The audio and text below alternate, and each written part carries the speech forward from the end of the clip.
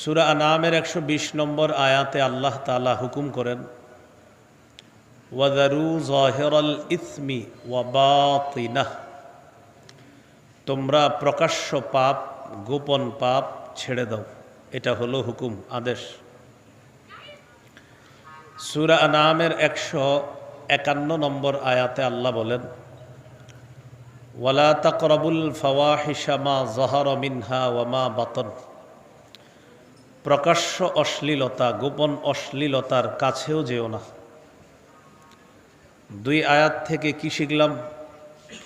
সহজে বুঝেন। প্রথম শিখলাম হলো নগদ পাপগুলা ছেড়ে দেওয়া। দ্বিতীয় শিক্ষাটা হলো নতুন করে পাপের কাছে না যাওয়া। তাহলে আদেশ থেকে শিখলাম এখন যেই পাপগুলাতে আছো ছেড়ে দাও। নিষেধাজ্ঞা থেকে শিখলাম নতুন করে তোমরা পাপের কাছে যেও না। আল্লাহ তাআলা আমাদেরকে যেই পাপের মধ্যে আমরা ডুবে আছি এগুলো যেন আজই ছেড়ে দিতে পারি, নতুন করে কোনো পাপের কাছে যেন না যাই, আল্লাহ তৌফিক দান করেন। আল্লাহ বলেছেন প্রকাশ্য অশ্লীলতা গোপন অশ্লীলতা। অশ্লীলতা কি জিনিস? সূরা বনী ইসরাঈলে আল্লাহ বলেন, ওয়ালা তাকরাবুজ জিনা ইন্নাহু কানা ফাহিশা, তোমরা জিনার নিকটবর্তী হও না, ব্যভিচারের নিকটবর্তী হও না।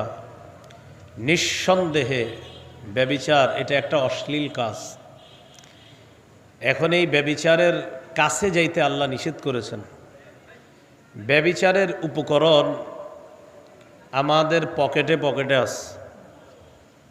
সহিহ বুখারীর বর্ণনা 6612 নম্বর হাদিস, قال رسول الله صلى الله عليه وسلم إن الله كتب على ابن آدم حظه من الزنا أدرك ذلك لا محالة।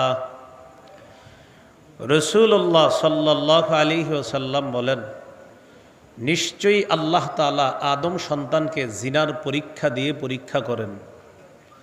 এবার আমি বলার পর দেখেন তো এই পরীক্ষায় আমরা আছি কিনা। নবী বলেন, ফাজিনাল আইনি আন নাজরু, চোখের জিনা হলো দেখা।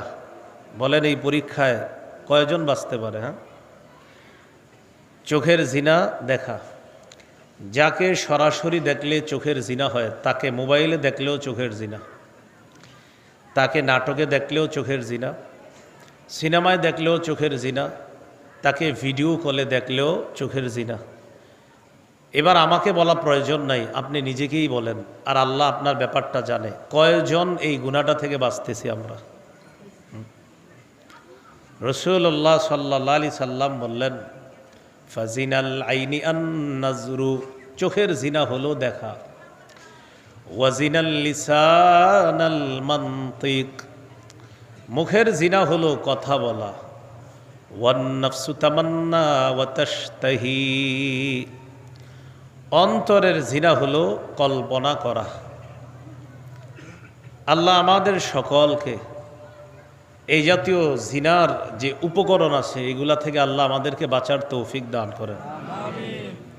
তাহলে প্রকাশ্য অশ্লীলতার মধ্যেও আমরা জড়িয়ে যাই। আবার কিছু মানুষ আমাদের সামনে গুনাহ করে না, পর্দার আড়ালে গুনাহ করে, এটা গোপন পাপ। রাসূলুল্লাহ সাল্লাল্লাহু আলাইহি ওয়াসাল্লাম বলেন, লা আ'লামান্না আকওয়ামান মিন উম্মতি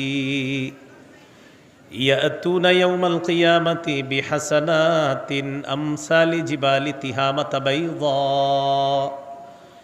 ফায়াজআলুহা আল্লাহু হাবাআম মানসুরা। আমি আমার উম্মতের এমন কাউকে চিনি, এমন একদল মানুষকে চিনি যারা কিয়ামতের ময়দানে তিহামার সাদা পাহাড়ের মতো বিশাল বড় নেকির পাহাড় নিয়ে উপস্থিত হবে কিয়ামতের মাঠে। আল্লাহ তাআলা তাদের এই পাহাড়ের মতো নেকির আমল বিক্ষিপ্ত দুলিকণার মতো বানায়া দিবে, সবগুলারে নাই করে দিবে।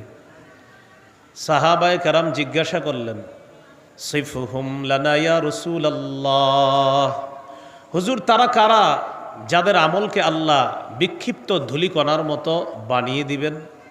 ফাকাল রাসূলুল্লাহ সাল্লাল্লাহু আলাইহি ওয়াসাল্লাম ইন্নাহুম ইখওয়ানুকুম ওয়া মিন জালদাতিকুম, তারা তোমাদের ভাই, তোমাদের চামড়ার মতো তাদের চামড়া। ইয়াখুজুনা বিল্লাইলি কামা তাখুজুনা, তোমরা যেমন রাতে তাহাজ্জুদ পড়ো তারাও রাতে তাহাজ্জুদ পড়ে।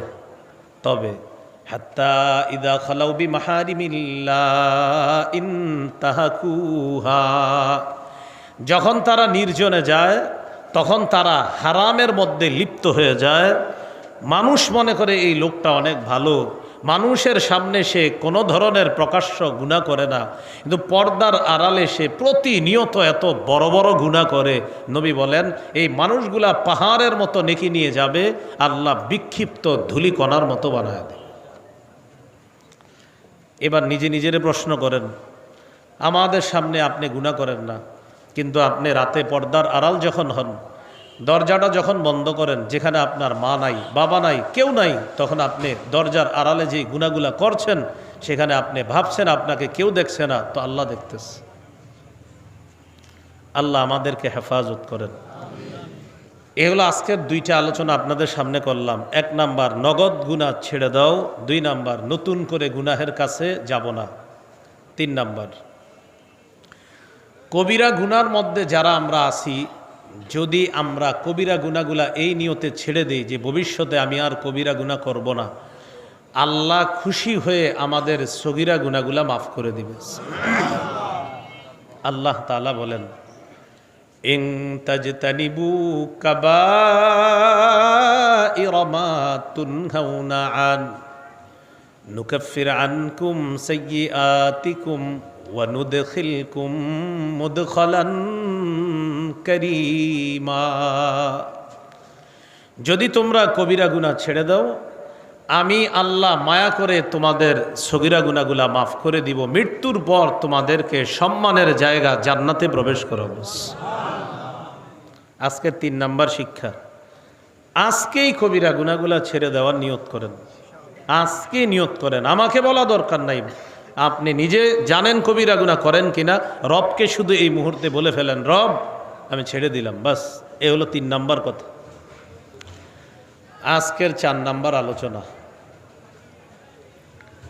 আমি যদি এখন আপনাদেরকে বলি আগামী 24 ঘন্টা যারা যারা 100 রাকাত নফল নামাজ পড়বেন তাদের প্রত্যেককে একটা করে মোটর সাইকেল দেওয়া হবে। আমি আশাবাদী সবাই হাত তুলবেন যে হুজুর এটা কোনো ব্যাপার না। যারা মোটর সাইকেল চালাইতে পারে না তারাও হাত তুলবে। কেন? যে আমরা মোটর সাইকেলটা পুরস্কার নিয়ে বিক্রি করে দেব, সমস্যা কি? আরেকজনে কয় নাইলে শিক্ষা চালাবো। তো যেটাই হোক, ঠিক আছে।